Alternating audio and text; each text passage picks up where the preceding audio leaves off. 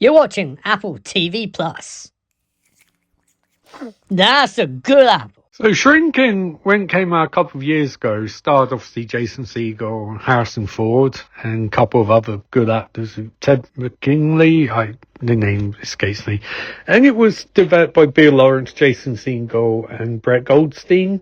And it was very, very, very good. I don't know why I sound surprised when I say that, because people involved, but it was actually great because it felt like it definitely had that sort of warmth that Scrubs had, but it still felt like it'd be a bit more acerbic, a bit more realistic, but also at the same time a bit saccharine and emotionally draining. I guess like a therapy session in some ways.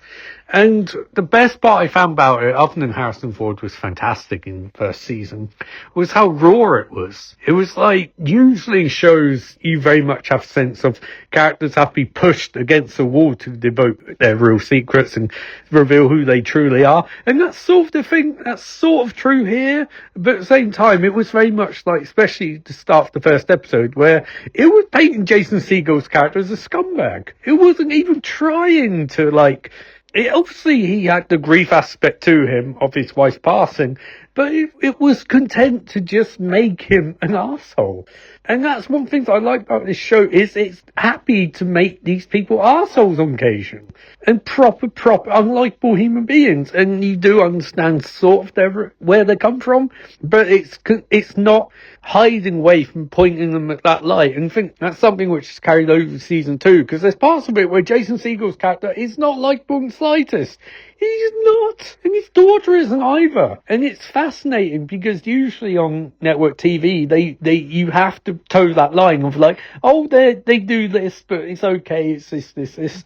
And here it's like, no, it's fine, because the joy of streaming, and I know a lot of people are against streaming, but joy of it is that you can do this stuff because you're not worried about ratings per se, or the same way you are on network TV. For example, The Big Bang Theory. Sheldon can be horrible, but it's TV sitcom horrible.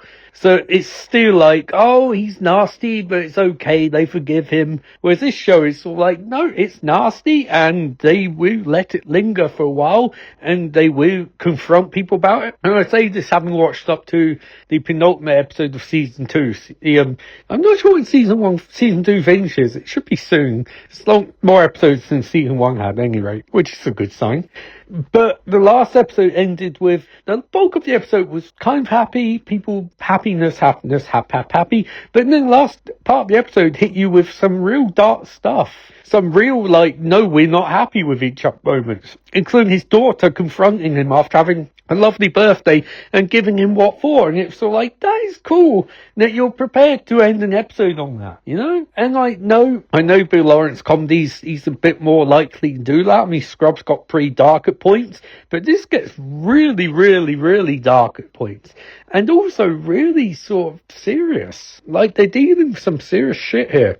But again, that ties back to Harrison Ford. Everything ties back to Harrison Ford, who gives a career, as far as I'm concerned, a career best performance in this. Yes, I know he was in Witness, and he was great in that, and he's been great in other things. But this is some serious acting. While acknowledging that he's cool and badass, they still point out how flawed his character is and really get some stuff to dwell on and think that's cool. I think a lot in this one. That's very cool. And I think Jason Segel's a really, really, really good writer. And I think he makes a very astute choice in, I'm sure he has some involvement with it, the casting of someone who hopefully will be in the show a bit longer point from this, longer time.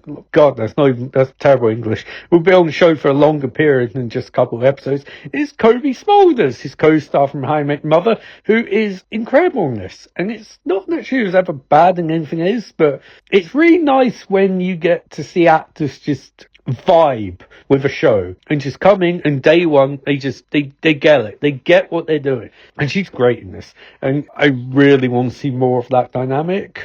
And if they want to get anyone else from How I Met Your Mother to be on this show, great, because Jason Segel clearly gets on famously with them, in terms of on screen at least. And I'm pumped to see where seasons go, because I thought last week's episode 10 was last one, and then it's all, we've got an 11th, cool, and then apparently there's another one next week. So maybe I'm off on my episode count, I don't know. But I really like this show, and I think it's continuing theme of Apple TV, just not just throwing money at things, but being like, you do what you gotta do. You make sure you want to make, and we won't promote it, because Apple TV doesn't promote anything, but they still make shows, so fair props. And that's my review of Shrinking Season 1 and 2, and I will review the last couple of episodes of Season 2 as they come in. So I'll see you then.